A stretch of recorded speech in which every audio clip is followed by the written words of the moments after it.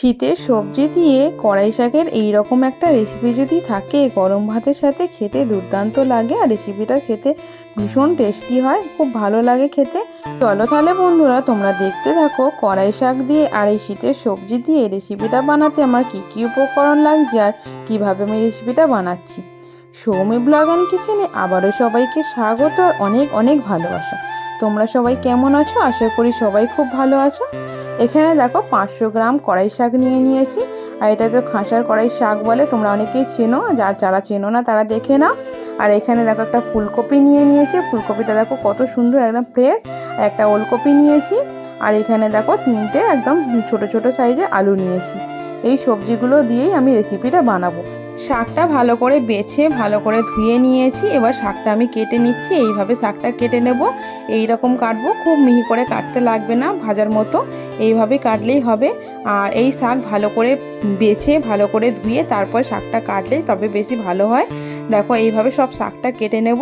আর কারা এইভাবে চচ্চড়ি খেয়েছো আমাকে কিন্তু অবশ্যই কমেন্ট করে জানাবে।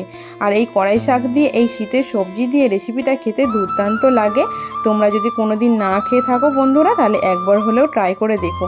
দেখো সব শাকটা আমার কাটা হয়ে গেছে। এবার দেখো আমি ফুলকপিটা কেটে নিচ্ছি। ফুলকপিটা এইভাবে একটু বড় বড় করেই রাখবো। ফুলকপিটা বড় বড় রাখলেই খেতে বেশি ভালো লাগবে, ছোট ছোট থাকলে বেশি গলে গেলে খেতে ভালো লাগবে না। তাই এইভাবে বড় বড় করে ফুলকপিটা রাখবো। তোমরা আরও কিছু সবজি অ্যাড করতে পারো, আমি আর কিছু সবজি অ্যাড করলাম না। দেখো এবারে ওলকপিটা কেটে নিচ্ছি। ওলকপিটাও দেখো একদম কচি ওলকপি।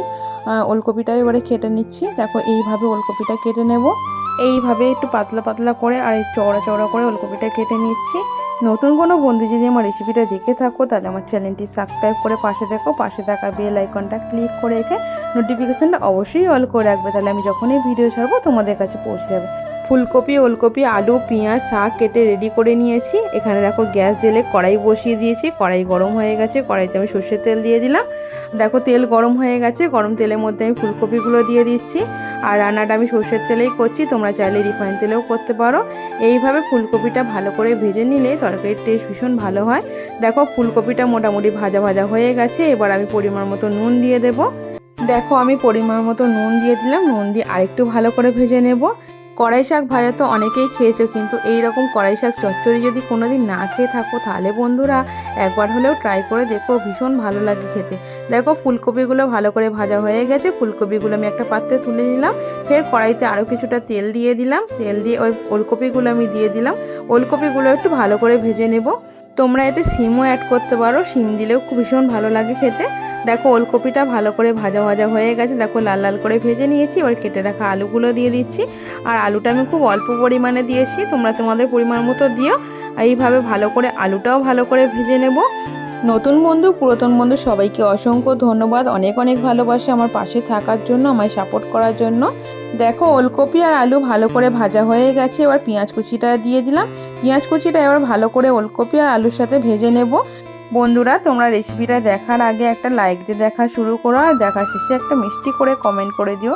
তোমাদের মিষ্টি মিষ্টি কমেন্ট আমায় নতুন নতুন ভিডিও করতে উৎসাহ করে। আর তোমাদের মিষ্টি মিষ্টি কমেন্ট পড়তে আমার ভীষণ ভালো লাগে। আর মিষ্টি মিষ্টি কমেন্টের আশায় সবসময় আমি থাকি। দেখো এবার আমি এতে পরিমাণ মতো নুন দিয়ে দিলাম। নুন দিয়ে আরেকটু ভালো করে ভেজে নিচ্ছি। ওলকপি, আলু, পেঁয়াজ ভালো করে ভাজা হয়ে গেছে। এবার আমি কিছু মশলা আমি অ্যাড করে দেব। দেখো 1.5 চা চামচ হলুদ গুঁড়ো দিয়ে দিলাম। 1 চা চামচ দিয়ে দেবো লাল লঙ্কার গুঁড়ো। ঝালটা অবশ্যই তোমরা তোমাদের পরিমাণ মতো দিও। এবার জিরে গুঁড়ো দিয়ে দিলাম 1 চা চামচ। এবার মশলাটা ভালো করে কষিয়ে নেব। এইভাবে মশলাটা ভালো করে কষিয়ে নিতে হবে। এই রেসিপিটা বানাতে বন্ধুরা তেমন কোনো মশলা লাগে না, সামান্য কিছু মশলা হলেই রেসিপিটা বানানো হয়ে যায়। এবার আমি ভেজে রাখা ফুলকপিগুলো দিয়ে দিলাম। ফুলকপিগুলো সব মশলার সাথে ভালো করে কষিয়ে নেব। তোমাদের কাছে একটাই অনুরোধ করছি বন্ধুরা, তোমরা কেউ ভিডিওটি স্কিপ করে দেখো না, ভিডিওটি সম্পূর্ণ দেখো। ভিডিওটি খুব ছোট্ট একটা ভিডিও, তাই ভিডিওটি সম্পূর্ণ ভিডিওটি দেখো। দেখো এইভাবে মশলার সাথে সব সবজিগুলো ভালো করে কষিয়ে নিতে হবে, তবেই রেসিপিটা খেতে বেশি ভালো লাগবে। দেখো মোটামুটি কষানো হয়ে গেছে, আরেকটু কষানো হলেই আমি জল দিয়ে দেব। আর একটা কথা বন্ধুরা, সবাই সবার পাশে থাকো, সবাই সবাইকে সাপোর্ট করো, তবেই সবাই এগিয়ে যেতে পারবে, কেউ একা একা এগিয়ে যেতে পারবে না।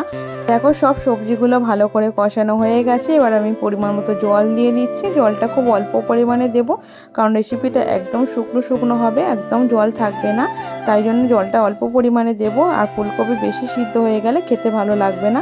সব সবজি যাতে ভালোভাবে সিদ্ধ হয়ে যায় তার জন্য একটু ঢাকা দিয়ে দিলাম। কিছুক্ষণ পর ফিরে এলাম, ঢাকাটা খুলে দেখবো ফুলকপি আলু ওলকপি ভালোভাবে সিদ্ধ হয়েছে কিনা। দেখো বন্ধুরা, ফুলকপি আলু ওলকপি মোটামুটি সিদ্ধ হয়ে গেছে, আর একটু সিদ্ধ হতে বাকি আছে। এবার আমি শাকগুলো দিয়ে দিচ্ছি। এই শাক সিদ্ধ হতে বেশি টাইম লাগে না, খুব তাড়াতাড়ি সিদ্ধ হয়ে যায়। আর বেশি সিদ্ধ করলে শাক টক টক হয়ে যায়, তাই শাক বেশি সিদ্ধ করতে নেই। তরকারি হবর টাইমে একটু আগেই তো শাক দিলেই হয়ে যায়। দেখো এবারে একটু পরিমাণ মতো নুন দিয়ে দিলাম, নুন দিয়ে আরেকটু চাপা দিয়ে দেবো। আর এই কড়াই শাক খুব তাড়াতাড়ি সিদ্ধ হয়ে যায়, তাই কড়াই শাকটা লাস্টেই দিলাম। দেখো কিছুক্ষণ পর ফিরে এলাম, দেখো শাকটা কতটা কমে গেছে, আর দেখো শাকের কালারটাও চেঞ্জ হয়ে গেছে। এবার তরকারিটা ভালো করে একটু নেড়ে ছেড়ে দিচ্ছি। এইভাবে ভালো করে নেড়ে ছেড়ে দিতে হবে। বন্ধুরা, তোমরা যেভাবে ভালোবেসে পাশে আছো সেভাবে ভালোবেসে পাশে থেকো। তোমাদের ভালোবাসা ছাড়া কোনো কিছুই সম্ভব নয়। আমিও তোমাদের পাশে সবসময় ছিলাম, আছি আর থাকবো। আমার এই কড়াই শাকের রেসিপিটা যদি বন্ধুরা তোমাদের ভালো লেগে থাকে তাহলে একটু লাইক কমেন্ট করে দিও, চাইলে শেয়ারও করে দিতে পারো। দেখো শাকটা কতটা পরিমাণে কমে গেল, আর শাকটা প্রায় সিদ্ধও হয়ে এসেছে। তরকারিটা আমি একটু ফোড়ন দেবো, তাই তরকারিটা আমি একটা পাত্রে নামিয়ে নিচ্ছি। বন্ধুরা দেখো, তরকারিটা একটা পাত্রে নামিয়ে নিলাম। এবার কড়াইটা ভালো করে পরিষ্কার করে আমি বসিয়ে দিয়েছি। দেখো অল্প পরিমাণে একটু সর্ষের তেল দিয়ে দিলাম। এবার আমি তরকারিটা ফোড়ন দিয়ে দেবো, তার জন্য 3টে শুকনো লঙ্কা দিয়ে দিলাম। শুকনো লঙ্কা শাকের তরকারিতে দিলে খুব সুন্দর টেস্ট হয়, আর খুব সুন্দর একটা ফ্লেভার আসে। দেখো শুকনো লঙ্কাটা ভালো করে ভাজা হয়ে গেছে, এবার তরকারিটা আমি ঢেলে দিলাম। এবার তরকারিটা ভালো করে নেড়ে চেড়ে দেবো, একদম তরকারিটা শুকনো করব, তাই এইভাবে নেড়ে চেড়ে ভালো করে শুকনো করে নেব। আর এই শাকের রেসিপিটা খেতে ভীষণ ভালো লাগে বন্ধুরা, গরম ভাতের সাথে ভীষণ ভালো লাগে। তোমরাও একবার হলেও ট্রাই করে দেখো। দেখো এবার আমি ভাজা মশলা অ্যাড করে দিলাম। ভাজা মশলাটা ভালো করে তরকারির সাথে নেড়ে চেড়ে দেবো। ভাজা মশলার মধ্যে কি কি আছে বন্ধুরা তোমরা তো সবাই জানো, গোটা জিরে, গোটা ধনে, শুকনো লঙ্কা, তেজপাতা, শুকনো খোলায় ভেজে গুঁড়ো করা এই মশলাটা আমি হাফ চা চামচ দিয়ে দিলাম। দিয়ে ভালো করে তরকারিটা নেড়ে চেড়ে দিচ্ছি। কড়াই শাকের এই রেসিপিটা যদি বন্ধুরা তোমাদের ভালো লেগে থাকে তাহলে লাইক কমেন্ট শেয়ার সাবস্ক্রাইব করে পাশে দেখো। দেখো তরকারিটা আমার পুরোপুরি রেডি হয়ে গেছে, এবার তরকারিটা আমি একটা পাত্রে নামিয়ে নেব। সম্পূর্ণ ভিডিওটি দেখার জন্য সবাইকে অসংখ্য ধন্যবাদ। সবাই খুব ভালো থেকো, সুস্থ থেকো, সাবধানে দেখো। আজকের মতো ভিডিওটা আমি এখানেই শেষ করলাম। আবার দেখা হবে অন্য কোনো ভিডিওর সাথে বা অন্য কোনো রেসিপির সাথে। আজকের মতো টাটা, সবাই খুব ভালো থেকো, বাই বাই।